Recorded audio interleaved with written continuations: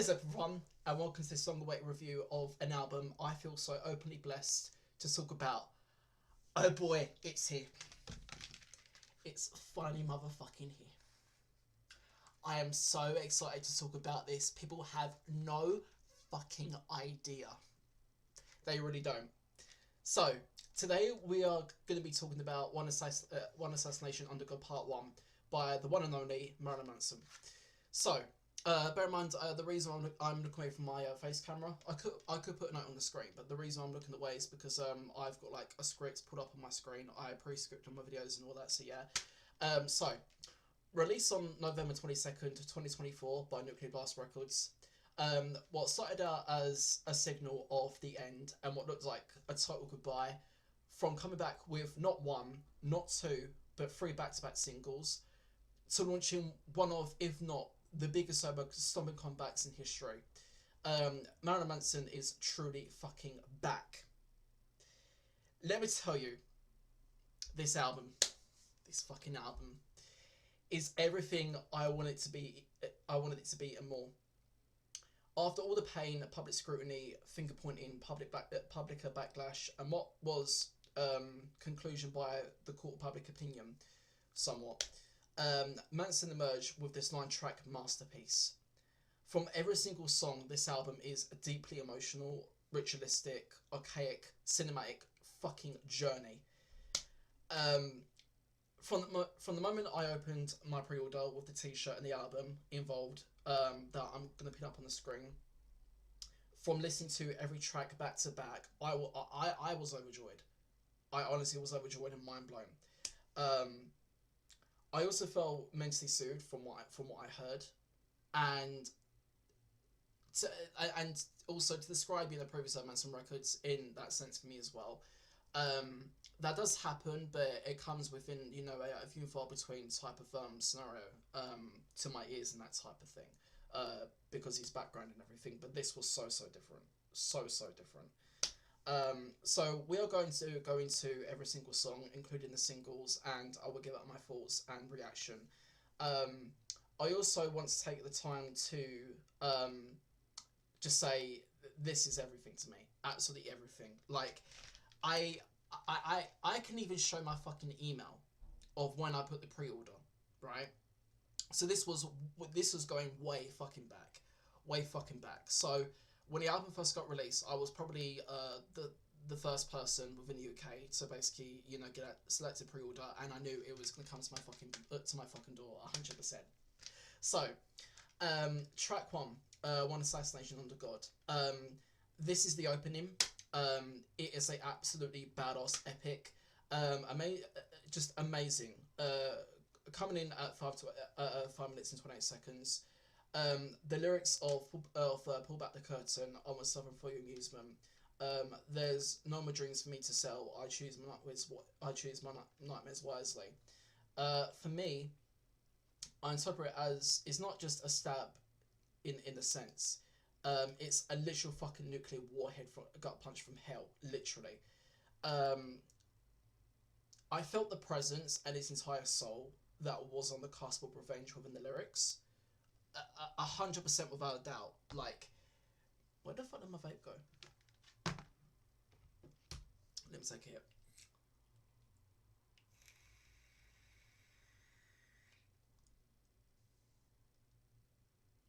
Much better. So, yeah, so the part where it says, there's no more dreams for me to sell, I choose my nightmares wisely. For me, I interpret it as not just a stab, it's a nuclear warhead gut punch from hell, literally. I felt the presence and its entire soul that was on the cusp of revenge within the lyrics. Manson's screaming in this track feels like a dark, unleashing cusp of confidence and anger. Just a brilliant fucking start. And just the synthesizers in this track alone are a godsend, absolutely.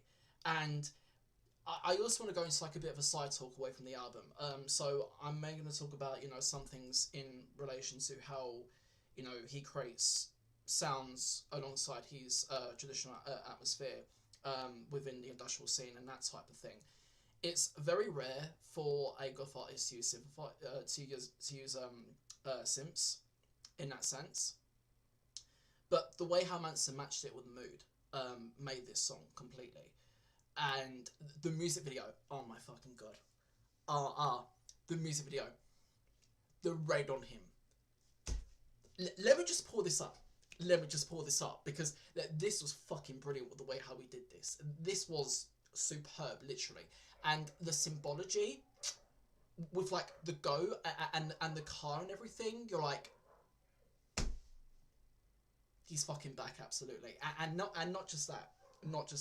Even with the color scheming in this record, it's very pre-antichrist mixed with high and of low.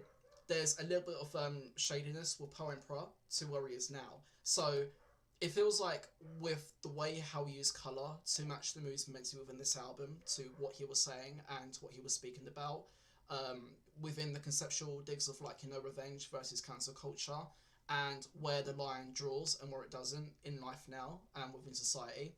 Obviously, you know, Manson being the outcast that he is, you know, and he's always been able to gravitate to that and to get a lot of attention out of it for his look, as people should know about him. That's his whole thing. The way how he structured each idea conceptually of the colour scheming is insane, literally. I love it, absolutely. I feel like with also the way how he used aspects of colour versus emotion in this album, it wasn't there for the sake of it, because when we look back to, say, maybe Heaven Upside Down, for instance, that came out in early 2017, there was a difference there. There was. That album was definitely very much a opaque, emotionally crafted sense out of it, but this feels like more of the opposite. And in a suspectful way, it felt like it had to be, because with what happened, obviously, if people know, and it's the way how he chosen to generate emotion through colour, I really understand, and it really creates not just the imagery, but what he was looking for at the time. And there's so much more of a bigger purpose behind that I adore, literally. Just amazing, absolutely amazing. And I'm not sure people knew about this. There's been some notes going on about it in regards to the music video for that song at the time that came out. The car that was used, because it wasn't a prop, it was real. The car that was used in that video was the same fucking car that he and Evan did a scene in for Heart-Shaped Glasses. Symbology, right? So that happened. So it's pretty much a pre-stab about her, right? And it's amazing, absolutely amazing. And I just also love the way how it was constructed, because it's literally fucking saying that, look, I can get a symbolical dig on this fucking demon bitch, absolutely. And bear in mind, I have to say, fuck Evan Rachel Wood. I hate her. You thought that you could tear down the King of Darkness. You can't, okay? Manson won in every single aspect within this situation legally, as well as what's going on slowly behind the scenes, okay? So that's it. Anyway, side vent over. So track 2, No Funeral Without Applause. The lyricism, which self-contains the lines of, you can send away your firing squad, you're going to need to behead me, immoral looking to be immortal, but nothing fits to a T. Obviously, this relates to his feelings about immortality versus infamy. And that's, from what I got out of it, that slowly started to come ahead and approach for Poe Emperor with Odds of Even from, which is the final song. I love that song so much. This feels way different though, because, you know, with Manson being in his 50s now, obviously he's not the same person. Yes, he is still, the evoking antichrist, as everyone should know. But this feels way different. This is him basically saying that I'm at an age where I've slowly settled down. I've got more to go, don't get me wrong, but my legacy's fucking sold. Like, no one can stop me. Not even God, you know? And I feel like even the title of this album just brings so many aspersions towards that, absolutely. Completely without a doubt. because yes, away from the allegations and he's digging about cancel culture, there is a heavy religious context on this album. Heavy. So going back into the immortality part, I also feel like it does touch upon where is that now, with the fact that he's married, and you know, a lot of things have changed in that sense, obviously, for him. And I also feel like, because I can go into a deep sense of the lyricism on this album, like, it's not just all over the place. This is plain fucking solid. Like, no fucking distraction. This is amazing. There is another aspect for me that says I like where I'm at now, definitely, because, you know, mentally, personally, I settled down, and I was almost towards the end of that if it wasn't for the allegations and what came to my door at the time. And yeah, I'll just leave it as that. It's an amazing fucking song, and it also really digs into how this man feels about cancel culture, which to me doesn't come across as self-aggrandizing. It comes across as very understandable, because with Manson's structure of lyricism, I've always found it to be more of a philosopher rather than a poet. That's just me, with the way that I interpret what he's trying to say and the reasons behind it. But yeah, an amazing fucking song. So where else have I shared this?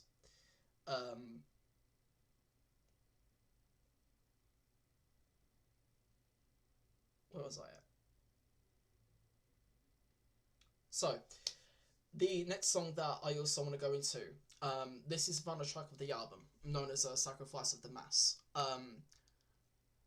How can I put this? I was touched, absolutely touched. That this song is so beautifully well done, absolutely beautifully well done. If it feels like it crafts the atmosphere of a you know, like a gunslinger waiting to go out on his final ride. Absolutely, it does feel like that. The lyricism is absolutely beautiful. It's a very mournful song, and it very much takes you on a journey about how he feels about the death of his parents and wishing that they were here to see what happened. That's what I get out of it. It feels like kind of like a goodbye, in a way.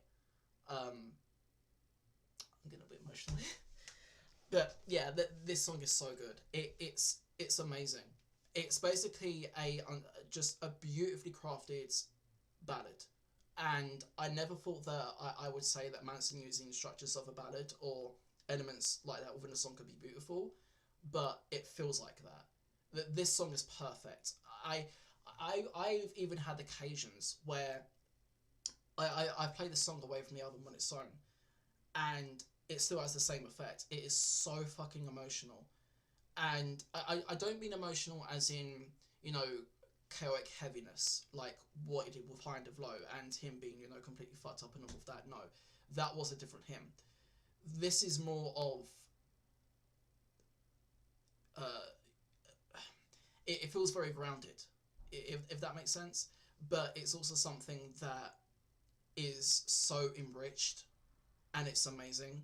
Um, I even have to go into the guitar solo done fucking brilliantly by Tyler Bates. I chef's kiss, honestly. Like the end of that, I would understand if they went down like more of a different direction away from the solo, but the fact that they put that in right at the very end is, I yeah, and I also hope that there will be a. I'm just being a bit pessimistic here, but I just hope that there will be even a 2 minute video behind describing that song, or maybe a full on music video. Either both, I'll be dead fucking happy. I really would. It's amazing, literally. Another song that I could go into, I've got so many fucking notes. I love Sacrilegious as well. It's very much classical fucking Manson. I love it. It's got this Watch Me Daddy vibe completely. Like, oh my god, the music video with the symbolism, bit of a replay, bit of a repetitive point there, but I love it. I love like the flag with the double cross. I've actually got a tattoo on my arm about that here, Come on, camera, show. Oh, fuck's sake. Okay, yeah, it's right there on my arm. My camera's flipping, but yeah, that's right there on my arm. I've got that for a reason. Because I love not just the symbology behind that, but the directions behind it and everything. I'll go into that more later. But the music video to Sacrilegious, oh my god. It reminded me of Gone Age Grotesque so much. Like, the attitude and the flair and just the spark behind it. I was like, yes! This is where we're getting fun. This is where we're getting fun. This is going to be a really fucking fun album. It's going to be heavy, of course, and emotional, but this is going to be swing beat, and that's what I love. I love when Manson can delve into just multiple different elements, especially swing beat elements, and that played a massive development in Golden Age, which is why the album is incredibly popular.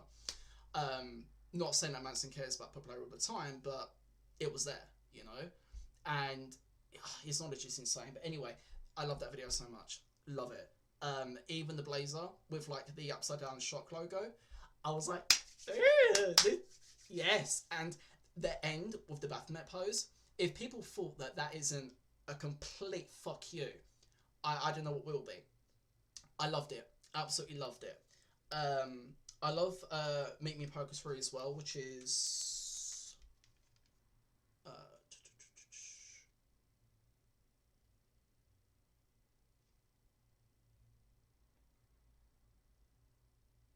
yeah, that's track 7 of the album.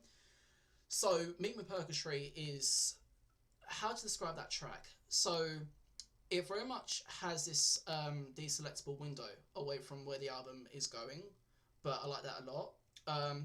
It's very much got this, so imagine Don't Chase the Dead from We Are Chaos, but flipped upside down. That's exactly what it's like. So even if you fit the song onto We Are Chaos, almost barely, it would almost be the same. Absolutely, absolutely.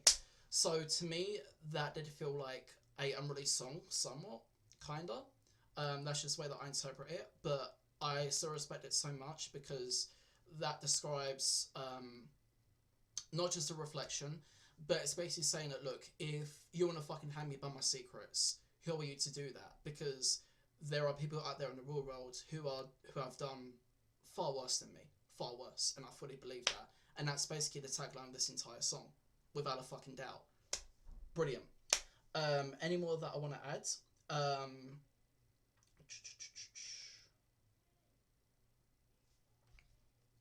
Because I can go into so many notes. Yeah, so the other two songs that I want to go into are, of course, Raise the Red Flag. Oh man, when that video came out, oh fucking boy, I just knew it was going to be a headbanger. Like, it is fucking relentless, absolutely. And just the controlled aggression of Manson screams on that track, I'm like, dude, bring it. Fucking bring it. Do not hold back, because that then told me that if you thought that you could honestly shake this guy's confidence away, or even take that from him, away from everything that's happened and what has went down at the time, you are dead wrong. I just love everything about that video. I love the cinematography behind the fact that it's not just about presenting him, it's about presenting the new members of the band that played a heavy role within the sound and what was going on conceptually behind this album, because this album, yes, is a concept album. It's part 1. So we've got part 2 on the horizon, and I love it. I love the fact that Reba Myers joined the band. She's amazing as a guitarist. She's absolutely fantastic. Jill Schrein back on drums. Tyler Bates killing it with the sound. Yeah, great fucking video. Great fucking video. And I just love obsessing over Manson's fashion lately. The outfit for that video, oh man, I loved it. I honestly loved it, with like the gloves and the skull set that he was wearing. I was like, oh, dude, you are gonna fucking kill it on that. Absolutely. I was like, yes. I just adored it, absolutely. And it's basically, I love the fact that it is honestly taking this abyssal fucking destruction and just shoving it in people's faces. Like, that was the motive behind this song. And considering the fact that, you know, he took so many methods to get clean, even vocally, he literally sounds amazing for the first time in years. So this is incredible. amazing.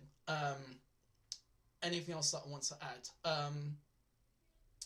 Then the last song that I want to talk about is As Sick as the Secrets Within. I was gonna talk about a video of that, but I was distracted in my personal life, so there was that and other stuff going on. Wow. Already got to say is that video is so beautifully well done, and I did use that as a term for sacrifice of the mass, but here's why I separate it. This video is one of the most personal things he has ever released in his entire life, within his career as Marilyn Manson. Absolutely. I love everything about it. Even the imagery where he's on the bed and there's the dream set painting behind him, and it's basically a mental wordplay of basically saying that, look, you thought that you could destroy me in your dreams, right? But I'm fucking back. I'm not going anywhere, and I absolutely love that. I love the fact that this song is about not just how someone relapses, but how someone recovers from it, and where the lot sets in their life in between. I honestly respect that so much, because this song was about a recovery. It really was, and it's fantastic. Every single thing about it is what I was looking for within the Manson song for like the first time in years. Absolutely. And considering the fact that, you know, I've been a fan of almost 16 and a half years now, somewhere around that point.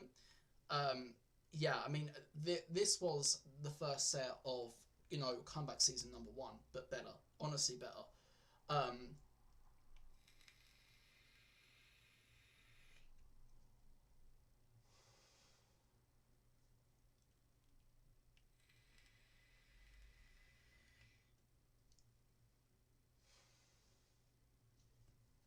So yeah, and now going back into you know, as sick as the secrets, as sick as the secrets within.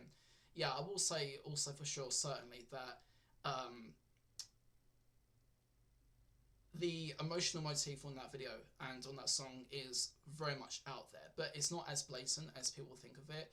It very much was creating this almost subtle idea of the fact that you thought that you saw the bad in him because of his drug issues and what transpired within his life. Because Manson's no stranger to that type of thing. He really isn't at all. It's been very obvious about him in the past.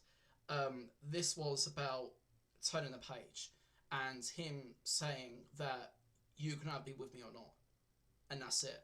And there's just no hesitation in that track. There's nothing. It is honestly a beautifully well done song, and it perfectly captures the beginning of what this was going to be, but so much more. Any lasting thoughts? I can't. Well, I can't describe my thoughts other than the fact that this album is honestly so powerful. It's self-reflective. It's amazing. It's back to back. It's everything to me, and I.